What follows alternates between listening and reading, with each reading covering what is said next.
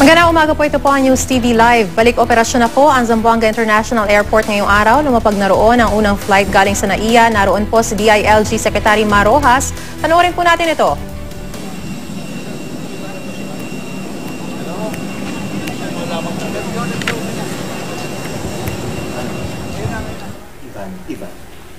Para bigyan tayo ng detalye kaugnay sa ulat na yan, makakausap po natin si Ivan Mayrina. Ivan? 54. Yes, Ivan? Maris? Yes, go ahead.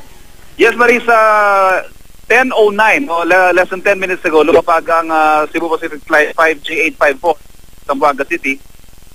At sakay nito ang 17 pasahero lamang, kahit 179 yung capacity nitong ay 17 lamang ang pasahero.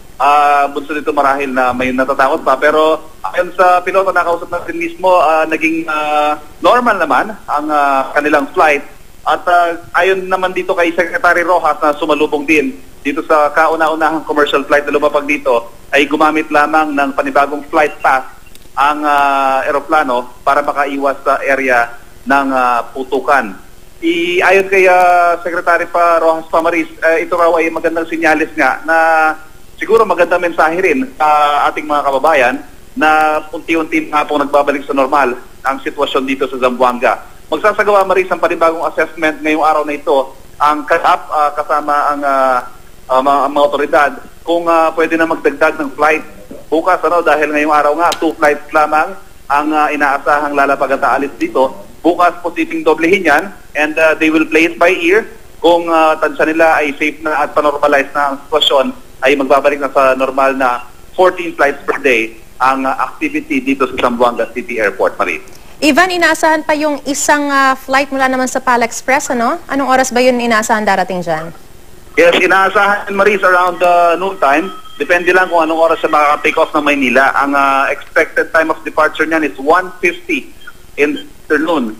At yun nga, kung hindi nga mag-delay, ay all systems go at matutuloy as scheduled itong flight na ito, Marie. At Ivan, sa ngayon ba nakaalis na rin yung eroplano pabalik na Maynila? Kasi ang sinasabi kanina, di ba hindi papayagan yung second na hand carry or yung luggage para maging mabilis yung pag-alis din ng eroplano for safety reasons din. O mukhang, ano ba yan? Yung nakikita ba natin video, mukhang recorded earlier yan, pero sa ngayon ba nakaalis na yung eroplano? No, actually, I believe live footage pa rin ito. Naririto pa. Live footage pa rin yan. Itong eroplano. Dagdag pa ni Secretary Rojas Maris, kaya hindi rin inalaw yung mga hand-carried baggage maliban sa security reason, ay bibigyan priority daw yung mga perishable goods at iba pa mga urgent goods na pwedeng isakay sa cargo area ng eroplano. So yun muna daw ang bibigyan priority sa ngayon. At originally, ang schedule departure nitong eroplano ay alas 10. So probably in an hour or so ay makakalipad na rin paluwas ng Maynila itong flight. Maris, 179 slots, pero kahit fully booked yan, as of this time, bago tayo pumasok dito sa area ng runway, nasa 40 plus pa lamang yung confirmed passengers.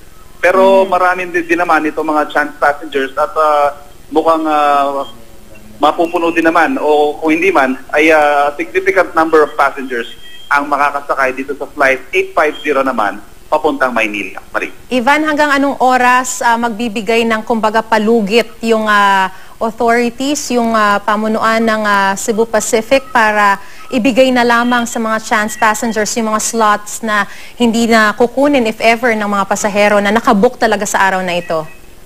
Marie, yan ang kailangan pa natin i-confirm dahil nandito tayo sa area ng runway ngayon at very ongoing pa yung pagtanggap nila ng mga pasahero kanina. We will get the final number as soon as we get back sa area ng departure sa loob. Alright. Ivan, i-clarify ko lang yung nakikita natin. Si Secretary Mar Rojas, papunta siya sa may eroplano. Ano to? Talagang para personal na inspection na yan? Ano bang gusto niyang makita dyan? Yes, I think itong purpose dito ni Secretary Rojas is to really send the message to the riding public, itong mga pasahero ng eroplano na unti-unti na nga pong nanunumbalik sa normal ang sitwasyon.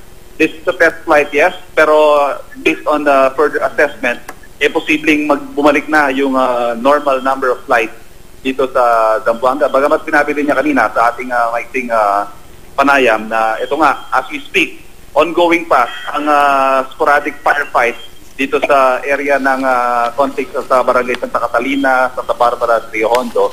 bahagi pa rin ito ng clearing operation para tuluyan na nga na matapos itong nagaganap na krisis sa Zamboanga na ngayon ay umaabot na ng 11 araw. Marie. Alright, patuloy kami makikibalita sa inyo dyan. Maraming salamat, Ivan Mayrina. Ingat kayo dyan.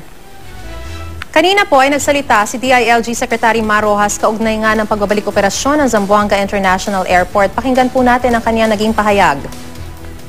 Ay nakakasakay dito, ganun din pabalik ka sa Manila.